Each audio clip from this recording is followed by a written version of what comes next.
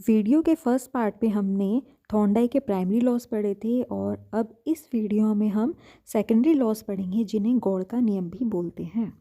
5 होते हैं जिसमें है लॉ ऑफ मल्टीपल रिस्पॉन्स यानी कि बहु अनुक्रिया का नियम या फिर बहु प्रतिक्रिया का नियम, लॉ ऑफ मल्टीपल रिस्पॉन्स। इसमें हमने किसी बच्चे को एक सिचुएशन दी, ठीक है, या फिर एक कोई भी नई सिचुएशन क्रिएट की बच्चे के सामने, तो क्या होगा, बच्चा उस प्रॉब्लम को सॉल्व करने के लिए बहुत सारे रिस्पॉन्स करेगा, ठीक है, जिसमें कुछ रिस्पॉन्स सही भी होंगे, कुछ रिस्पॉन्स गलत होंगे, और बच्चा तब तक वो रिस्पॉन्स करता रहेगा प्रॉब्लम को सॉल्व करने के लिए जब तक कि वो प्रॉब्लम सॉल्व नहीं कर लेता। उसके बाद जो रिस्पॉन्स सही होंगे उनको तो बच्चा यूज़ करेगा क्योंकि उनसे प्रॉब्लम सॉल्व होगी, लेकिन जो रिस्पॉन्स सही नहीं होंगे उनको बच्चा भूल जाएगा। तो ये है law of multiple response, law of mental attitude. इसमें यह है कि बच्चा कोई चीज़ को सीख रहा है, उसकी क्या उसमें रुचि है, क्या उसमें उसका इंटरेस्ट है या इंटरेस्ट नहीं है। अगर इंटरेस्ट होगा तभी बच्चा नई चीज़ों को सीख पाएगा, अगर इंटरेस्ट नहीं है तो बच्चा नहीं सीख पाएगा। तो वही है कि लॉ ऑफ मेंटल एटीट्यूड। फिर है लॉ ऑफ पार्शियल एक्टिविटी। इसमें यह होता है कि बच्चा है, उसको अगर आप कोई प्रॉब्लम बता देंगे, कोई मुश्किल सी प्रॉब्लम बता देंगे और कहेंगे इसे आपको सॉल्व करनी है, तो बच्चे का जो उस प्रॉब्लम की तरफ एटीट्यूड है वो नेगेटिव हो जाएगा, क्योंकि बच्चे को स्टार्टिंग में प्रॉब्लम बहुत ही बड़ी लगती है।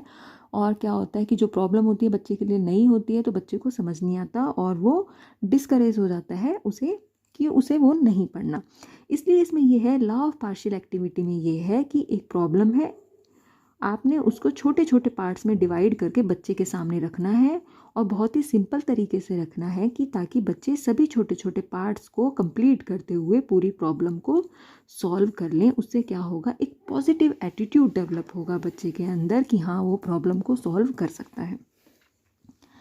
फिर है law of analogy. Law of analogy मतलब सादृश्यता या अनुरूपता का नियम।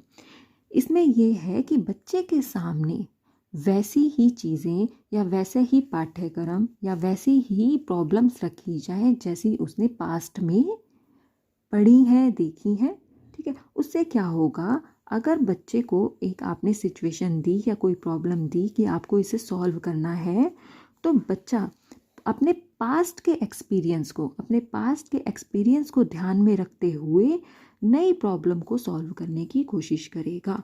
उससे क्या होगा, उसमें फिर से एक हेल्दी एटीट्यूड डेवलप होगा, क्योंकि बच्चा पुरानी चीज़ों को कोरिलेट करते हुए ही नई चीज़ों को समझता है।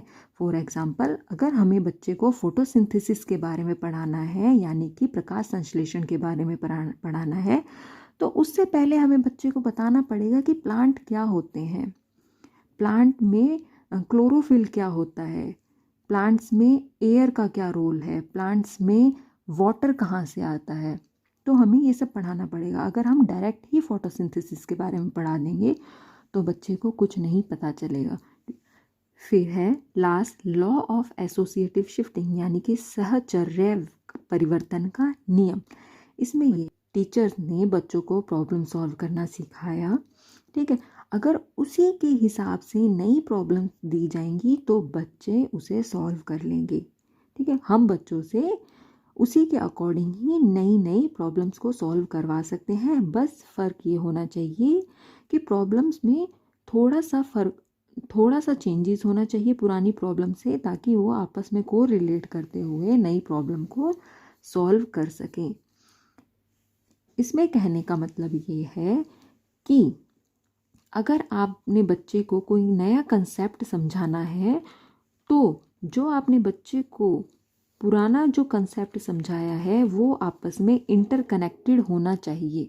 अगर दोनों कंसेप्ट आपस में इंटरकनेक्टेड होंगे तभी बच्चा स्टेप बाय स्टेप सभी कंसेप्ट को समझ सकता है।